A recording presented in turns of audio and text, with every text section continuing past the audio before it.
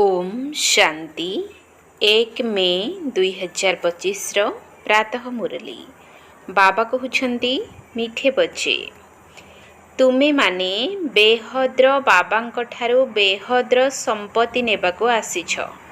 एठारे कौनसी लौकिक कथा नहीं।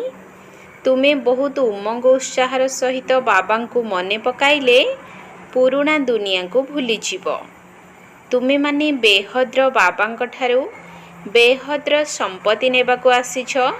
एठारे कौनसी लौकिक कथा नहीं।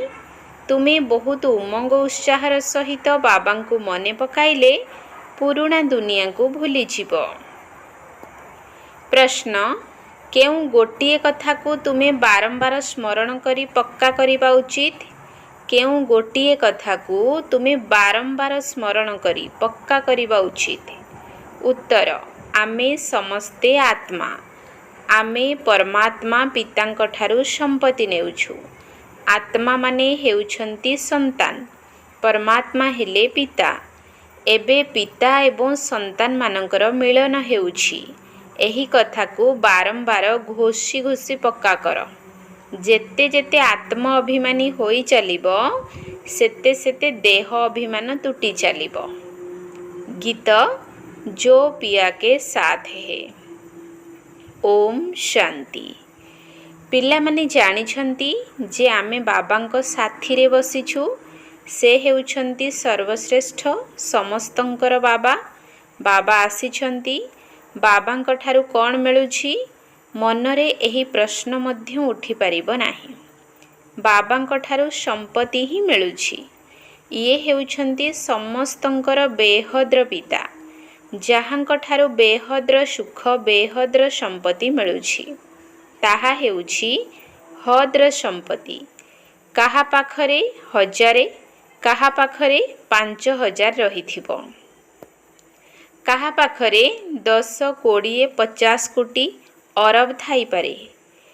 वास्तव रे संसार रे समस्ते तो हेउछंती लौकिक पिता एवं हद्र संतान माने।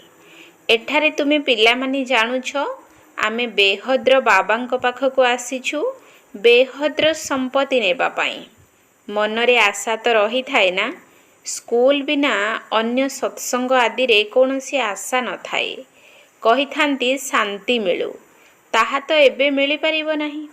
एठारे तुमे पिला माने जानुछ जे आमे आसीछु विश्व नुआ दुनियार मालिक हेबा पाई। नचेत एठाकू काहींकी आसीबो? पिला मानकर संख्या केते वृद्धि होई चलीछि। कहउछंती बाबा आमे तो विश्वर मालिक हेबा पाई आसीछु। हद्र कौनसी कथा ही नाही। बाबा आपणक ठारू आमे बेहद स्वर्गर वर्षा नेबाको आसीछु। कल्प कल्प आमे बाबांक ठारू संपत्ति नेउछु। पुणी माया बिलेई आम ठारू छड़ाई नेउछि। सेथिपाई एहाको हार जीतर खेल कहा जाउछि। बाबा बसी पिला मानकु बुझाउछंती। पिला माने मध्य क्रमानुसारे बुझुछंती। ये कौनसी साधु सन्थ नुहंती। जेपरि तुमे साधारण वस्त्र पिंधिछ सेहीपरि ये मध्य पिंधिछंती। ये तो हेउछंती बाबा ना। केही जदि पचारिबे काहा पाखकु जाउछ, कहिबा आमे बाप दादांक पाखकु जाउछु। एहा तो परिवार होई गला। तुमी सेठाकु काहींकी जाउछ, कौन नेबाकु जाउछ, एकथा तो अन्य केही बुझी परिबे नाही, कही परिबे नाही जे आमे बाप दादांक पाखकु जाउछु। वर्षा तो तांक ठारू मिलुछि। जेजे बापांक संपत्ति रे समस्ते हकदार अटंती। शिव बाबांकर अविनाशी संतान पूर्वरु तो अट। पुणी प्रजापिता ब्रह्मांकर संतान हेबा द्वारा तांकर नाती नातुणी होईगल। एबे तुमे जानुछ जे मु हेउछि आत्मा।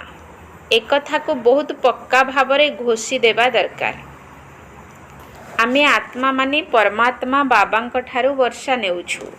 बाबांक सहित आसी मिसुछु।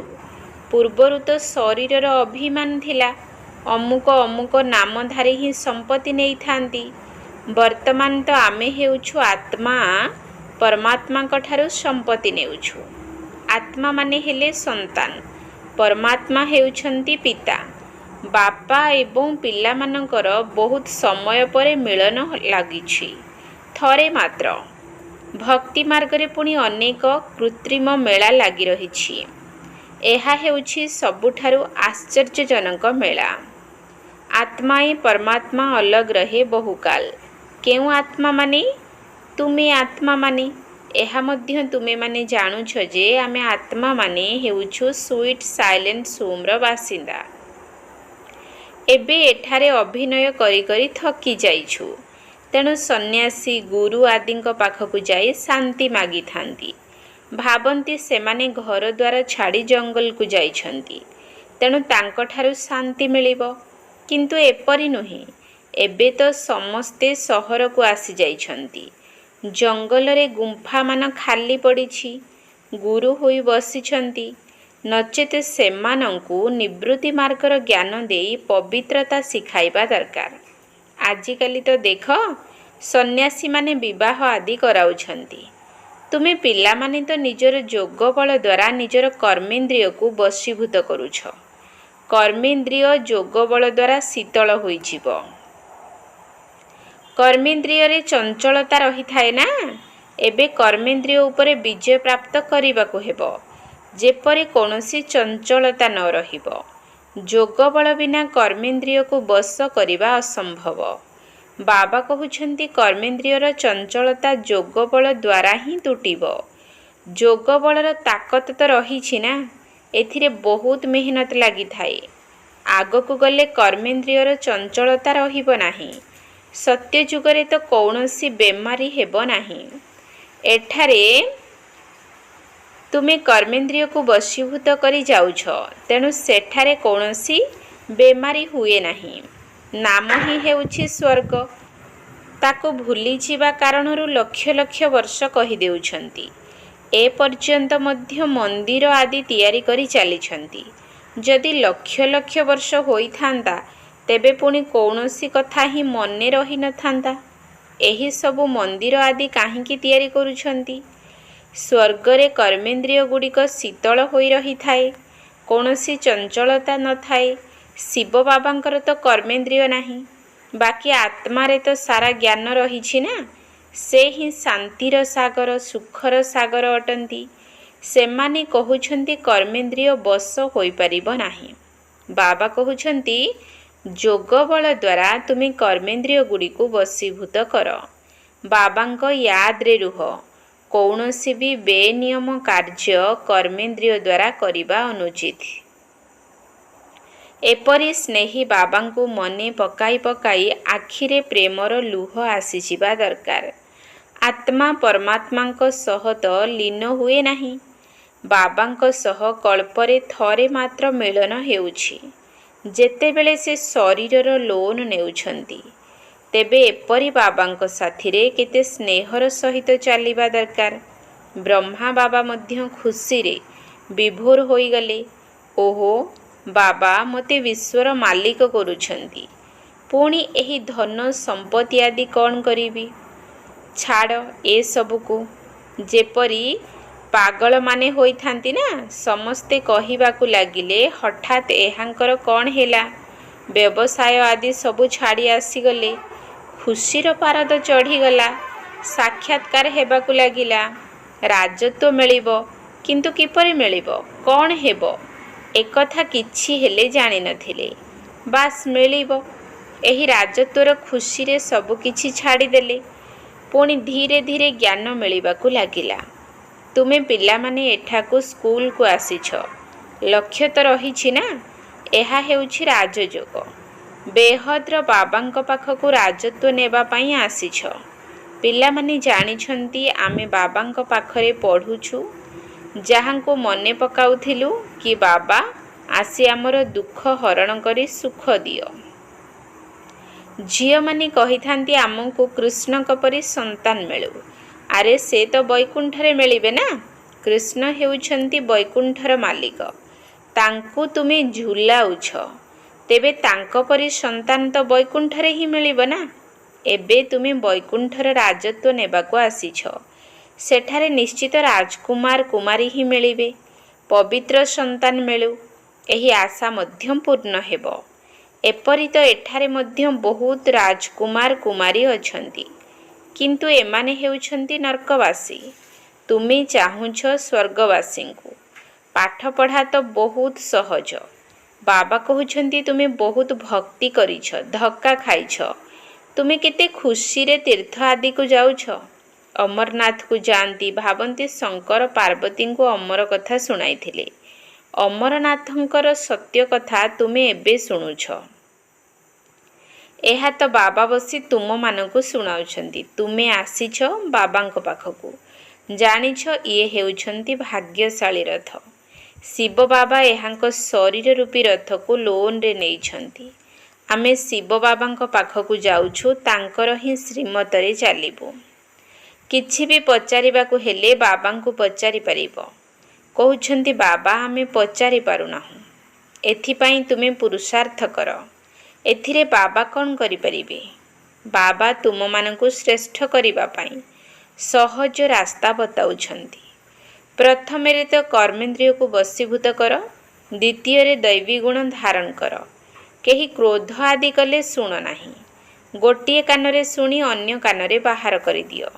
जो विकारी कथा पसंद न आसुछि ताकु शुण ही नाही। जदि पति क्रोध करुछंती, मारुछंती, तेबे कौन करिबा दरकार? जेतेबेले देखुछ पति क्रोध करुछंती, सेतेबेले तांको उपरे फूल वर्षा कर, अर्थात शुभ भावनार वर्षा कर। हर्षित होई रुह। जुक्ति तो बहुत रहिछि। कामेषु क्रोधेषु होई थांती ना। अबला माने डाकुछंती। जणे द्रौपदी नुहे, समस्ते द्रौपदी अटंती। एबे बाबा आसिछंती नग्न हेबारो मुक्त करिबा पाई। बाबा कहउछंती एही मृत्यु लोकरे तुमर यह अंतिम जन्म अटे। मु तुम पिला मानकु शांति धाम नै जिबाकु आसीछि। सेठाकु पतित आत्मा तो जाई परिबो नाही। सेथिपाई मु आसी समस्तंकु पावन करूछि। जहांकु जेउ पाठ मिलिछि ताहा पूरा करी एबे समस्तंकु फेरी जिबाकु हेबो। सारा वृक्षर रहस्य बुद्धि रे रहिछि। बाकी वृक्षर पत्र कौन केही गणी परिबे कि? तेणु बाबा मध्य मूल कथा बुझाउछंती। बीज एवं वृक्ष, बाकी मनुष्य तो ढेर अछंती। जण जणकर अंतरर कथा को कौन बसी जानिबे कि? मनुष्य भाबुछंती भगवान तो अंतर्यामी अटंती। प्रत्येकंकर अंतरर कथा को जानिछंती। ए सबु हेउछि अंधश्रद्धा। बाबा कहउछंती तुमे मते डाकुछ कि आसी आमको पतितरु पावन कर, राजयोग शिखाओ। एबे तुमे राजयोग शिखुछ। बाबा कहउछंती मते मने पकाओ। बाबा एही मत देउछंती ना। बाबांकर श्रीमत एवं गति सबुठारु नियारा। मत अर्थात राय, जहा द्वारा आमर सद्गति हेउछि। सेही एकमात्र बाबा आमर सद्गति दाता, द्वितीय केही नुहे। वर्तमान समय रे ही डाकुछंती, सत्य जुगरे तो डाकंती नहीं। एबे ही कहउछंती समस्तंकर सद्गति दाता हेउछंती एकमात्र राम। माला गड़ाइबा समय रे जेतेबेले फूल आसी थाए, सेतेबेले राम कही आखिरे लगाई थांती। एकमात्र फूल को जपिबाकु हेबो। बाकी सबु हेउछि तांकर पवित्र रचना। माला को तुमे भल भावरे जानि जाइछ। जेउ माने बाबांक साथिरे सेवा करुछंती, एही माला हेउछि सेही मानकर। शिव बाबांकु रचयिता कुहाजिब नाही। रचयिता कहिले प्रश्न उठिब जे केबे रचना करिथिले। प्रजापिता ब्रह्मा एबे संगमरे ही ब्राह्मण मानकु रचना करुछंती ना। शिव बाबांकर रचना तो हेउछि अनादि। केवल पतितरु पावन करिबा पाई बाबा आसुछंती। एबे तो एही सृष्टि पुरुणा होई जाइछि। नुआ सृष्टि रे देवता माने रुहंती। तेबे शूद्रंको देवता किए करिवे? एबे तुमे पुनर्बार देवता हेउछ। जानिछ जे बाबा हमको शूद्ररु ब्राह्मण, ब्राह्मणरु देवता करुछंती। एबे तुमे ब्राह्मण होइछ देवता हेबा पाई। मनुष्य सृष्टिर रचयिता हेउछंती ब्रह्मा, जे कि मनुष्य सृष्टिर मुख्य अटंती। बाकी आत्मा मानकर अविनाशी पिता ही हेउछंती शिव। एही सबु नुआ कथा तुमे माने सुनुछ। जो माने बुद्धिवान सही माने भल भाव धारण करिथांती। धीरे धीरे तुम मानकर मध्य वृद्धि होई चलिबो। एबे तुम पिला मानकर स्मृति रे आसीछि आमे असलरे देवता थिलु, पुणी 84 जन्म किपरि नै थाउ सबु रहस्य तुमे माने जानिछ। अधिकांश कथारे मुंड पुराइबार कौनसी आवश्यकता ही नाही। बाबांक ठारू पूरा वर्षा नेबा पाई मुख्य कथा बाबा कहउछंती, प्रथमतः मोते मने पकाओ, द्वितीय रे पवित्र हुओ, स्वदर्शन चक्रधारी हुओ एवं निज समान कराओ। केते सहज कथा, केवल याद स्थायी होई रहु नाही। ज्ञान तो बहुत सहज। एबे पुराना दुनिया खत्म होई जीवो, पुणी सत्ययुग नुआ दुनिया रे देवी देवता माने राजत्व करिवे। एही दुनिया रे पुराणारू पुराणा एही देवता मानकर चित्र ओ देवता मानकर महल आदि रहिछि। तुमी कहिबो पुराणारू पुराणा आमे विश्वर महाराजा महाराणी थिलु, शरीर तो विनाश होई जाउछि, बाकी चित्र आदि तैयारी करूछंती। किंतु एहा कोन काहाकू जणा अछि कि एही लक्ष्मी नारायण जे कि राजत्व करुथिले सेमाने केउ आडे गले, राजत्व किपरि नेइथिले। बिरला एते मंदिर तैयारी करूछंती किंतु किछि हेले जानि नाहंती। पैसा मिली चलिछि एवं तैयारी करि चलिछंती, भाबुछंती एहा देवता मानकर कृपा। एकमात्र शिवंकर पूजा हेउछि अव्यभिचारी भक्ति। ज्ञानदाता तो हेउछंती एकमात्र ज्ञानर सागर, बाकी सबु हेउछि भक्ति मार्ग। ज्ञान द्वारा अधाकल्प सद्गति हेउछि, तापरे भक्तिर आवश्यकता पड़े नहीं। ज्ञान भक्ति वैराग्य। एबे भक्तिरु पुराणा दुनिया ठारू वैराग्य। पुराणा एबे खत्म होई जिवो, एथिरे काहींकी आसक्ति रखिबु। एबे तो नाटक पूरा हेउछि, आमे जाउछु घरकू, सही खुशी मध्य रहुछि। अनेक भाबुछंती मुख्य पाइबा तो भल, पुणी आउ एठाको आसीबु नाही। आत्मा पानी फुटका परि अटे, जहाकी सागर रे मिसी जाई थाई। ए सबु हेउछि गप। अभिनेता तो निश्चित अभिनय करिबो, जे घरे बसिजिवो से कोन अभिनेता हेले कि? मुख्य केबे हुए नाही। एही ड्रामा अनादि पूर्व प्रस्तुत अटे। एठारे तुमको केते ज्ञान मिलुछि, मनुष्यंक बुद्धि रे तो किछि भी नाही। तुमर पाठ ही रहिछि बाबांक ठारू ज्ञान नेई संपत्ति पाइबार। तुमे ड्रामा रे बंधा होइछ, पुरुषार्थ निश्चय करिवो। एपरि नुहे कि ड्रामा रे थिले तो मिलिबो, ताहा हेले चुपचाप बसिजिवो। किंतु कर्म बिना केही मध्य रही परिबे नाही। कर्म संन्यास होई ही पारिबो नाही। अच्छा, मीठा मीठा शिकिल धे संतान मानक प्रति माता पिता बाप दादांकर मधुर स्नेह संपन्न शुभेच्छा एवं सुप्रभात। आत्मिक पितांकर आत्मिक संतान मानकु नमस्ते। आत्मिक संतान मानकर आत्मिक बाप दादांकु नमस्ते नमस्ते नमस्ते। सुप्रभात। धारणा पाई मुख्य सार। 1 नंबर पॉइंट, जोग बलर आधार रे निजर कर्मेंद्रिय गुड़ी को शीतल करने को हेबो। निज आयतरे रखिबाकू पड़िबो। बिकारी कथावार्ता सुनिबार नाही कि सुनाइबार नाही। जेउ कथा पसंद हेउ नाही ताकू गोटिए कानरे सुनी अन्य कानरे बाहर करिदेबा उचित। जोग बलर आधार रे निजर कर्मेंद्रिय गुड़ी को शीतल करने को हेबो। निज आयतरे रखिबाकू पड़िबो। बिकारी कथावार्ता सुनिबार नाही कि सुनाइबार नाही। जेउ कथा पसंद हेउ नाही ताकू गोटिए कानरे सुनी अन्य कानरे बाहर करिदेबा उचित। 2 नंबर पॉइंट, बाबांक ठारू पूरा वर्षा अर्थात संपत्ति नेबा पाई स्वदर्शन चक्रधारी हेबाकू पड़िबो। निजे पवित्र होई अन्य मानकू निज समान करिवार सेवा करिबाकू पड़िबो। बाबांक ठारू पूरा वर्षा अर्थात संपत्ति नेबा पाई स्वदर्शन चक्रधारी हेबाकू पड़िबो। निजे पवित्र होई अन्य मानकू निज समान करिवार सेवा करिबाकू पड़िबो। वरदान, मुरलीर वाद्य द्वारा माया को समर्पित कराउथिबा मुरलीधर हुओ। ମୁରଲୀର ବାଦ୍ୟ ଦ୍ୱାରା ମାୟାକୁ ସମର୍ପିତ କରାଉଥିବା ମୁରଲୀଧର ହୁଅ। ମୁରଲୀ ତ ତୁମେମାନେ ବହୁତ ଶୁଣିଲଣି। ଏବେ ଏଭଳି ମୁରଲୀଧର ହୁଅ ଯାହାକି ମାୟା ତୁମର ମୁରଲୀ ଆଗରେ ସମର୍ପିତ ହୋଇଯିବ। ଯଦି ମୁରଲୀରେ ଆସୁଥିବା ଜ୍ଞାନର ରହସ୍ୟ ରୂପକ ବାଦ୍ୟ ସର୍ବଦା ବଜାଉଥିବ, ତେବେ ମାୟା ସଦାକାଳ ପାଇଁ ସମର୍ପିତ ହୋଇଯିବ। ତେବେ ମାୟାର ମୁଖ୍ୟ ସ୍ୱରୂପ କାରଣ ରୂପରେ ଆସିଥାଏ। ଯେତେବେଳେ ମୁରଲୀ ଦ୍ୱାରା ତୁମକୁ କାରଣର ନିବାରଣ ମିଳିଯିବ, ସେତେବେଳେ ମାୟା ସଦାକାଳ ପାଇଁ ସମାପ୍ତ ହୋଇଯିବ। କାରଣ ସମାପ୍ତ ହେବା ଅର୍ଥ ମାୟା ସମାପ୍ତ ହେବ। ସ୍ଲୋଗାନ: ଯଦି ଅନୁଭବୀ ସ୍ୱରୂପ ହୋଇଯିବ, ତେବେ ତୁମର ଚେହେରା ଦ୍ୱାରା ସୌଭାଗ୍ୟର ଝଲକ ଦେଖାଯିବ।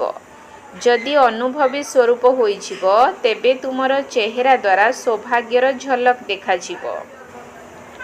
ଅବ୍ୟକ୍ତି ଇଶାରା: ଆତ୍ମିକ ରାଜକୀୟତା ସହିତ ପବିତ୍ରତାର ବ୍ୟକ୍ତିତ୍ୱକୁ ଧାରଣ କର। ସଙ୍ଗମଯୁଗୀ ବ୍ରାହ୍ମଣ ଜୀବନର ବିଶେଷତା ହେଲା ପବିତ୍ରତା। ପ୍ରବୃତ୍ତି ଅର୍ଥାତ୍ ଘର ଗୃହସ୍ଥ ଭିତରେ ରହି ଅପବିତ୍ରତାଠାରୁ ନିବୃତ୍ତ ରହିବା। ସ୍ୱପ୍ନ ମାତ୍ରରେ ମଧ୍ୟ ଅପବିତ୍ରତାର ସଂକଳ୍ପଠାରୁ ମୁକ୍ତ ରହିବା ହିଁ ହେଉଛି ଚ୍ୟାଲେଞ୍ଜ କରିବାର ଆଧାର। ଏହା ହିଁ ହେଉଛି ତୁମ ବ୍ରାହ୍ମଣମାନଙ୍କର ଆତ୍ମିକ ରାଜକୀୟତା ଏବଂ ବ୍ୟକ୍ତିତ୍ୱ। ଓମ୍ ଶାନ୍ତି।